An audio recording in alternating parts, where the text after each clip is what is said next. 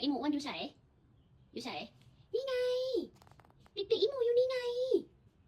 หมูเราเป็นของเฮาอีกของเฮานั่นแหละ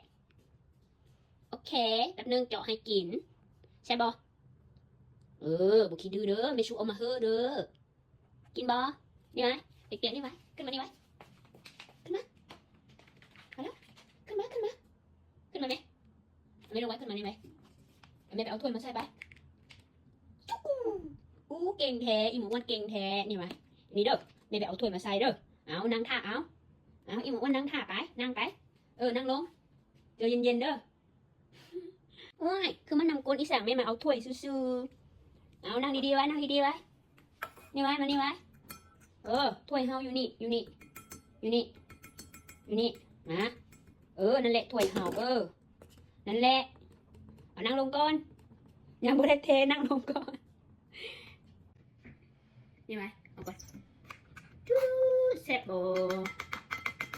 แซ่บแท้อิ่มกินอิ่มยำแซ่บบ่ฮะ